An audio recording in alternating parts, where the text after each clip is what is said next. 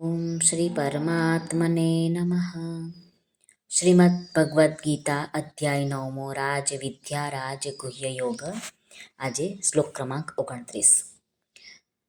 આગલા શ્લોકોમાં ભગવાને કહ્યું છે કે તું મને પત્ર પુષ્પ જે પણ તને કંઈ મળે છે, યજ્ઞ કરે છે, જે પણ ક્રિયા કરે છે તે તું બધું મને અર્પણ કર. અને જો તું અર્પણ કરીશ તો તું શુભ અને અશુભ ફળોથી મુક્ત થઈ જઈશ, કર્મ બંધનથી મુક્ત થઈ જઈશ અને એનાથી તું મને જ પ્રાપ્ત કરી શકીશ. હવે એક શંકા એમ થાય છે કે જેઓ ભગવાનને સમર્પિત થાય છે તેમને તો ભગવાન મુક્ત કરી દે છે, પરંતુ જેઓ સમર્પિત નથી થતા તેમને ભગવાન મુક્ત નથી કરતા. તો એમાં તો ભગવાનનું દયાળુપણું અને સમતા ન થયા ને, વિષમ દ્રષ્ટિ થઈ ગઈ, પક્ષપાત થઈ ગયા. તો આ અંગે ભગવાન શું કહે છે આ શ્લોકમાં આપણે સમજીએ. શ્રી ભગવાનુવાચ સમોહમ સર્વભૂતેષુ ન મે દ્વેષ્યોસ્તિ ન પ્રિયઃ યે ભજન્તિ તુ માં ભક્ત્યા મયિ તે તેષુ ચાપ્યહમ. આ શ્લોકમાં આવતા સંસ્કૃત શબ્દોના આપણે ગુજરાતી અર્થ સમજીએ. અહમ એટલે હું, સર્વભૂતેષુ સઘળા પ્રાણીઓમાં, સમહ સમાન છું, ન એટલે ન તો કોઈ, મેં એટલે મને, દ્વેષ્ય અપ્રિય છે, અસ્તિ છે, ન એટલે ન, પ્રિય પ્રિય છે, તું છતાં પણ, યે એટલે જે ભક્તો, મામ એટલે કે મને, ભક્ત્યા પ્રેમથી, ભજંતી ભજે છે, તે એટલે તેઓ, મયી એટલે મારામાં, ચ એટલે અને, અહમ એટલે હું, અપી એટલે પણ, તેષુ એટલે એમનામાં છું. આ શ્લોકનું આપણે ગુજરાતી ભાષાંતર જોઈએ. ભગવાન અર્જુનને કહે છે, હું સઘળા ભૂતોમાં સમભાવે વ્યાપક છું. ન તો કોઈ મને અપ્રિય છે કે ન પ્રિય છે, છતાં પણ જે ભક્તો મને પ્રેમથી ભજે છે તેઓ મારામાં છે અને હું પણ એમનામાં પ્રત્યક્ષ પ્રગટ છું. એટલે કે જેવી રીતે સૂક્ષ્મ રૂપે સઘળે વ્યાપક હોવા છતાં અગ્નિ સાધનો વડે પ્રગટાવવામાં આવે ત્યારે જ પ્રત્યક્ષ થાય છે, એવી જ રીતે સઘળે રહેલા હોવા છતાં પરમેશ્વર ભક્તિભાવે ભજનારા માણસોના જ અંતઃકરણમાં પ્રત્યક્ષ રૂપે પ્રગટ થાય છે. હવે આપણે સાધક સંજીવનીમાં સ્વામી રામસુખદાસજી મહારાજનું વિવેચન ટૂંકમાં આપણે સમજવું છે. મહારાજ કહે છે, સમોહમ સર્વભૂતેષુ. એટલે ભગવાન કહે છે કે હું બધામાં જ છું, પરંતુ હું ક્યાંક કમ છું તો ક્યાંક અધિક છું. કે એટલે કે જેવી રીતે કીડી નાની હોવાથી કીડીમાં ઓછું છે અને હાથી મોટો હોવાથી તેમાં ભગવાન અધિક છે. અંત્યજમાં કમ છું અને બ્રાહ્મણમાં અધિક છું. જેઓ મને પ્રતિકૂળ વર્તે છે તેમનામાં હું કમ છું અને જેઓ મને અનુકૂળ વર્તે છે તેમનામાં હું અધિક છું. એવી વાત નથી, કારણ કે તમામ પ્રાણીઓ ભગવાનનો અંશ છે. ભગવાન કહે છે કે મારું સ્વરૂપ છે આ બધું જ, અને મારું સ્વરૂપ હોવાથી તેઓ મારાથી કદી અલગ થઈ શકતા જ નથી અને હું પણ તેમનાથી કદી અલગ થઈ શકતો જ નથી. એટલા માટે હું બધામાં જ એક સરખો સમાન છું. મારો ક્યાંય કોઈ પક્ષપાત નથી.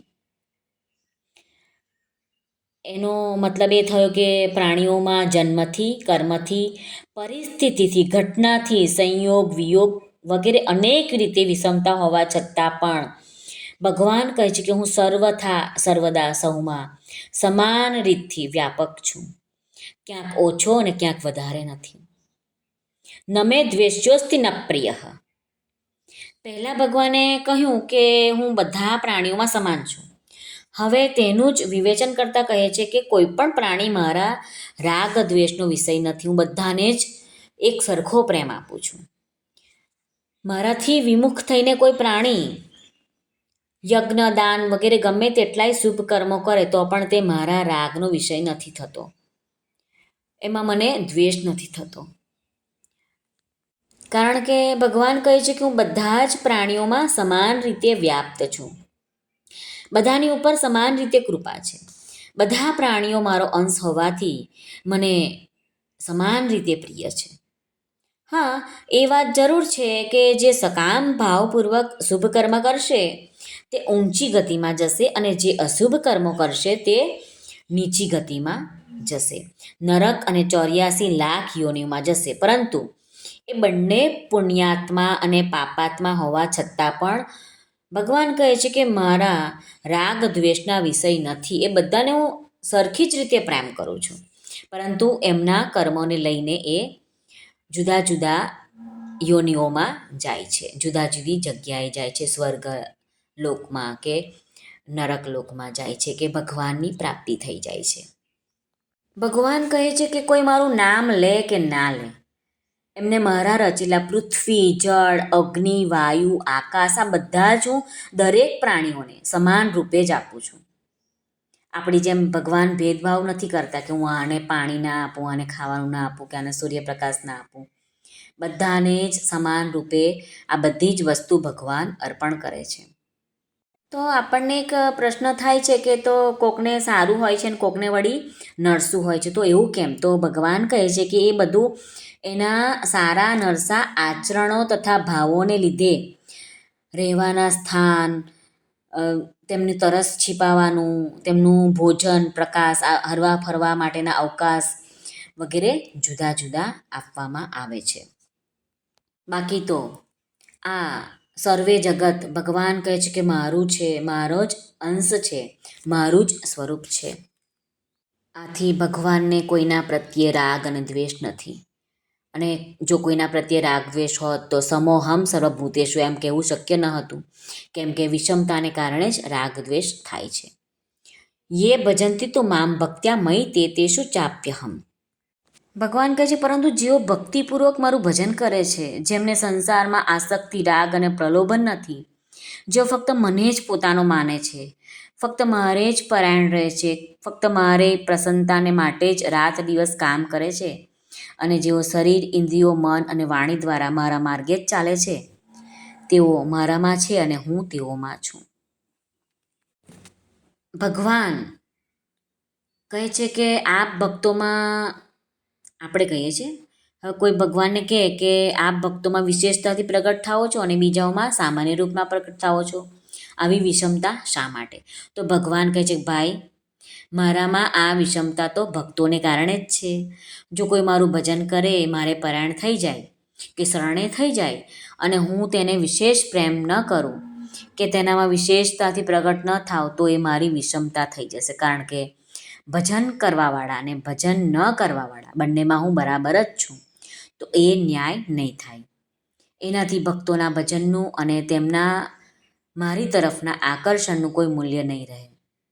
આ વિષમતા મારામાં ન આવી જાય એટલા માટે જ જેઓ જે રીતે મારું શરણ લે છે, હું પણ એ જ રીતે તેમને આશ્રય આપું છું. યે યથા મામ પ્રપદ્યન્તે તાંસ તથૈવ ભજામ્યહમ.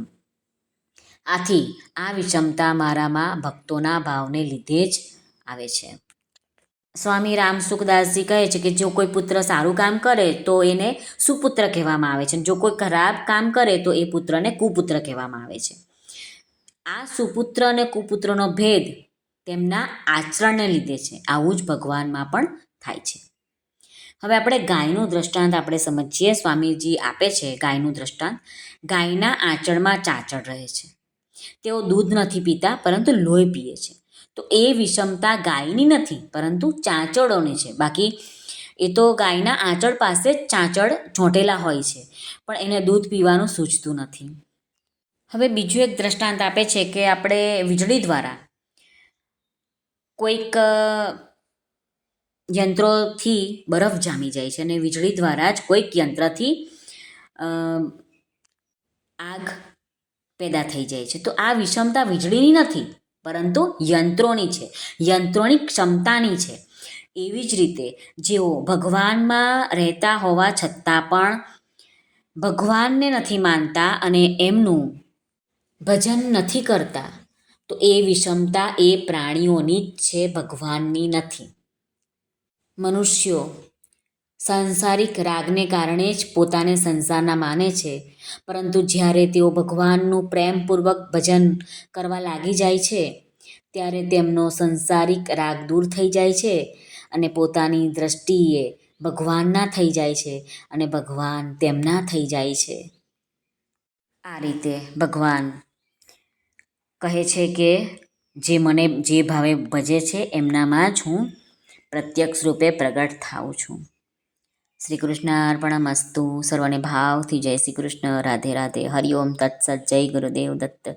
જય સ્વામિનારાયણ. જય માતાજી. નમઃ પાર્વતી પતે. હર હર મહાદેવ. હર સિદ્ધેશ્વર મહાદેવની જય. સર્વનું કલ્યાણ થાઓ, સર્વનું કલ્યાણ થાઓ, સર્વનું કલ્યાણ થાઓ, સર્વનું કલ્યાણ થાઓ. સર્વને ભાવથી જય શ્રી કૃષ્ણ. આપ સર્વનો ખૂબ ખૂબ ધન્યવાદ.